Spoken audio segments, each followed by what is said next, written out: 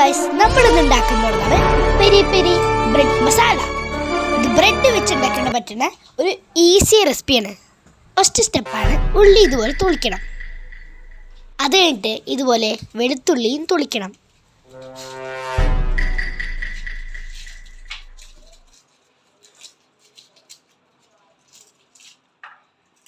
വെളുത്തുള്ളി ഇതുപോലെ തൊളിച്ചു കഴിഞ്ഞാൽ 4 ചുവന്ന വെളുക് നമ്മൾ തൊലിക്കണം.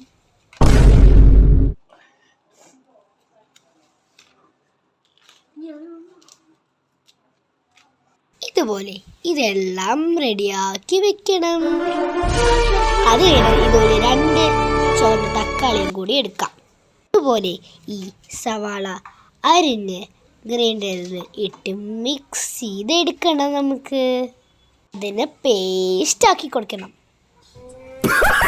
ഇത് വെട്ടിക്കൊണ്ടിരിക്കുമ്പോൾ ഞാനും എൻ്റെ ഏട്ടനും എൻ്റെ അച്ഛനും കരഞ്ഞുകൊണ്ടിരിക്കുകയായിരുന്നു.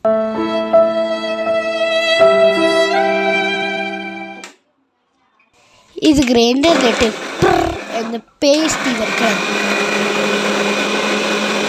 കണ്ടോ, പേസ്റ്റ് ആയത് കണ്ടോ?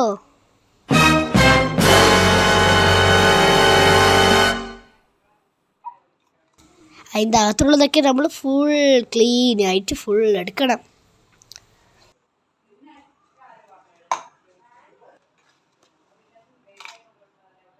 അരിഞ്ഞു വെച്ച് ചുവന്ന മുളകും വെളുത്തുള്ളിയും അരച്ച് ജ്യൂസ് പോലെ ആക്കണം.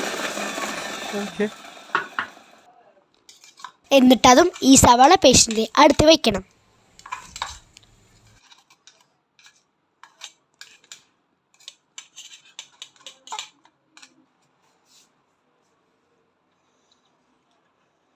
എന്നിട്ട് തക്കാളി ഇതുപോലെ അരിഞ്ഞെടുക്കണം.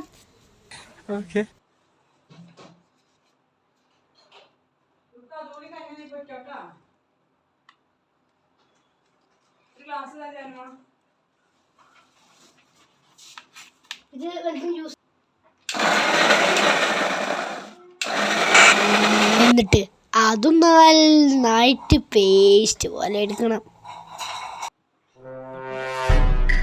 അത് കഴിഞ്ഞിട്ട് ഇതുപോലെ സ്റ്റൗവിൽ ഒരു പാത്രം എടുത്ത് വയ്ക്കുക. അതിൽ അത്യാവശ്യത്തിനുള്ള എണ്ണ വയ്ക്കാം.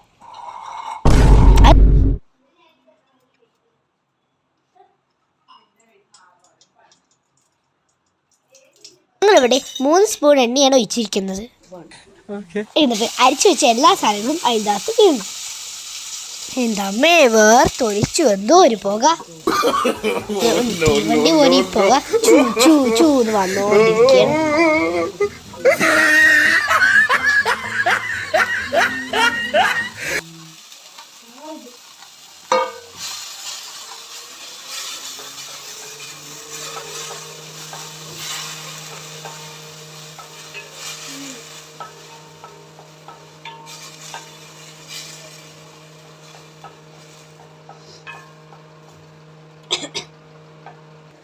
എന്നിട്ടത് നന്നായിട്ടൊന്ന് ഇളക്കി കൊടുക്കണം.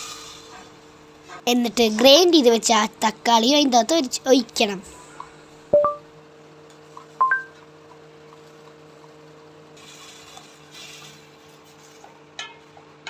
നന്നായി ഇളക്കി കൊടുക്കണം.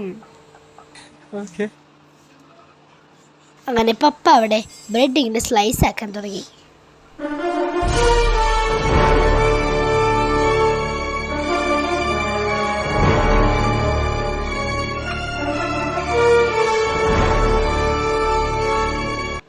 പപ്പ എല്ലാ ബ്രെഡും ഇതുപോലെ ചകചകന്ന് കട്ട് ചെയ്യായിരുന്നു.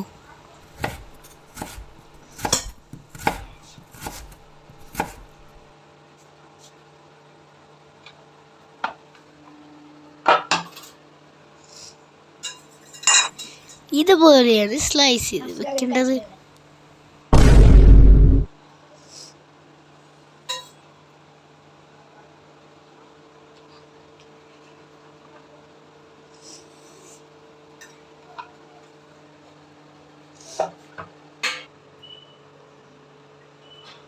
ആ സമയത്ത് സ്റ്റൗവിൽ വെച്ച് സാധനം തിളച്ചോണ്ടിരിക്കുകയായിരുന്നു.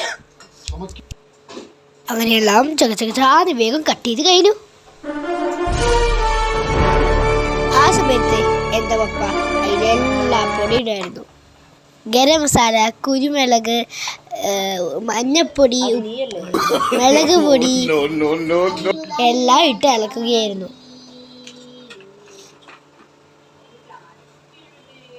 എന്നിട്ട് അതിൽ കുറച്ച് വെള്ളം കൂടി ഒഴിച്ച് കളഞ്ഞു.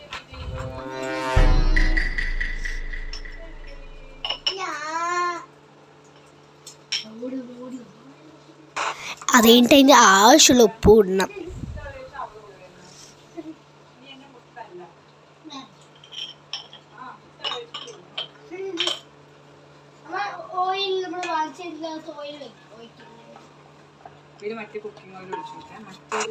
എന്നിട്ട് എല്ലാം ഇതുപോലെ നന്നായിട്ട് ഇളക്കി കൊടുക്കണം.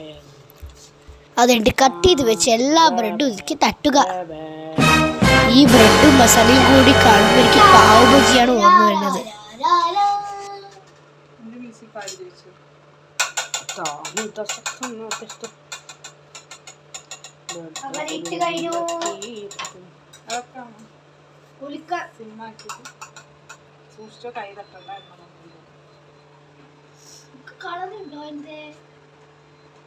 അതിട്ട് മസാലയും ബ്രെഡും കൂടി ഒരുമിച്ച് ഇളക്കണം. അങ്ങനെ ഇളക്കി ഇളക്കി മസാലയ്ക്ക് നന്നായി ബ്രെഡിൽ പിടിക്കണേ. അങ്ങനെ എല്ലാ ബ്രെഡിലും മസാല നന്നായിട്ട് പിടിച്ചാൽ നമ്മളുടെ ഡിഷ് റെഡി. നമ്മളുടെ മിഷൻ സക്സസ്ഫുൾ. ഞാനത് കുറച്ച് പ്ലേറ്റിലിട്ട് കഴിച്ചു നോക്കി.